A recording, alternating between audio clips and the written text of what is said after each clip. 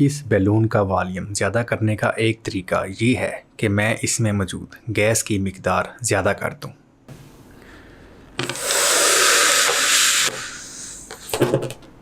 आज हम देखेंगे एक दूसरा तरीका गैसेस का वॉल्यूम इंक्रीज़ करने का। तो चलें चलते हैं। पिछले कुछ दिनों से मैं ट्राई कर रहा हूँ कि चार्ल्स लॉ यानी कि टेम्परेचर और वॉल्यूम का रिलेशन डेमोन्स्ट्रेट करने के लिए कोई चीपेस्ट तरीका मैं फाइंड आउट करूँ। इस काम के लिए मैंने पहले बर्फ़ वाला पानी लिया, उसके अंदर गुब्बारे को रखा। मैंने सोचा कि शायद गुब्बारा रखने से बर्फ़ में गुब्बारे का वॉल्यूम श्रिंक हो जाएगा, क्योंकि चार्ल्स लॉ ये कहता है किसी भी गैस का अगर हम टेम्परेचर इंक्रीज़ करें तो गैस एक्सपैंड करेगी, और अगर टेम्परेचर कम करें तो गैस श्रिंक करेगी, उसका वॉल्यूम कम होगा। लेकिन बर्फ़ में बैलून रखने से कोई ज़्यादा फ़र्क नहीं पड़ा। फिर मैंने सोचा कि शायद टेम्परेचर डिफरेंस बहुत ज़्यादा नहीं है।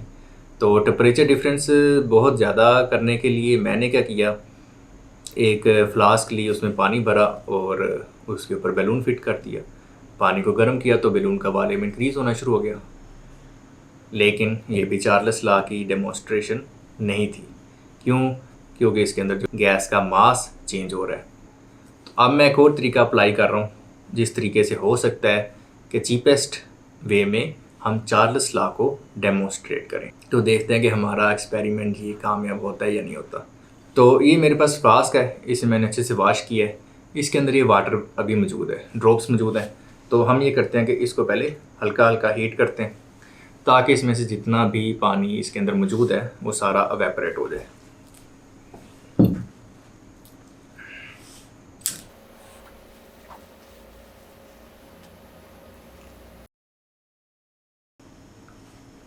जैसे ही इसमें से पानी ख़त्म होता है तो हमारे एक्सपेरिमेंट का नेक्स्ट फेज़ शुरू हो जाएगा।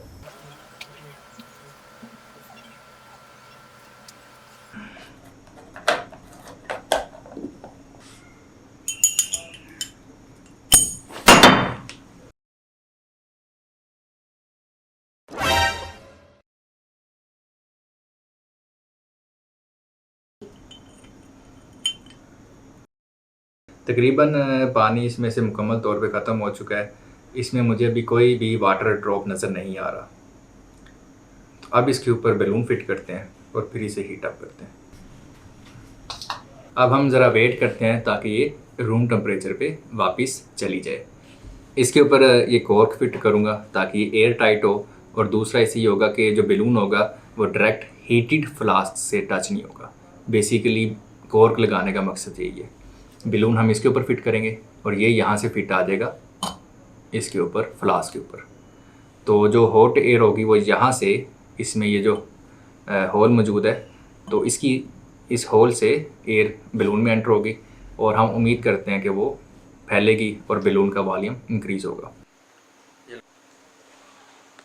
तो आप देख सकते हैं कि बैलून मैंने फुला लिया है और इसको मैंने फ्लास्क के ऊपर फिट कर दिया है। यहाँ पे अगर गौर करें तो बैलून की जो बाउंड्री है और जो फ्लास्क है उसमें काफ़ी सारा गैप मौजूद है। तो होप सो हमारा सेटअप काम कर जाए, नहीं तो हमें कोई और जुगाड़ लगाना पड़ेगा।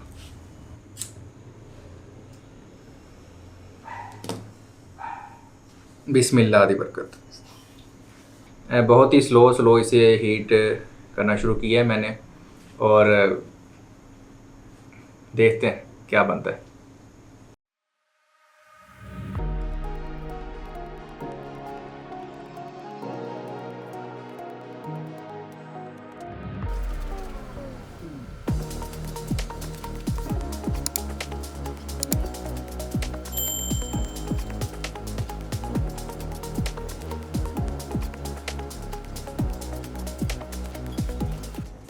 इसमें जो ये मूवमेंट नज़र आ रही है आपको, ये भी एयर फ्लो की वजह से है। इसमें मौजूद जो हवा है वो हीट अप होकर ऊपर जा रही है, ठीक है, मूव हो रही है, ऐसे सर्कुलेट हो रही है इसके अंदर। तो उस वजह से ये बैलून इसमें वाइब्रेशन हो रही है।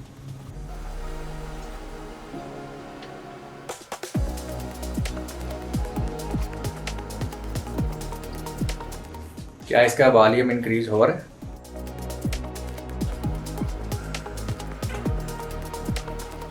تھوڑا سا ہم اس کی ہیٹ کو انکریز کر کے دیکھتے ہیں.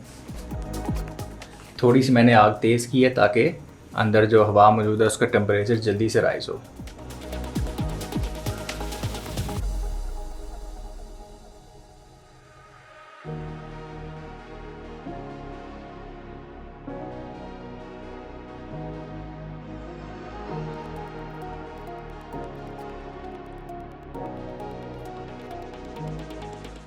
سا والیوم انکریز ہوا ہے, تھوڑا سا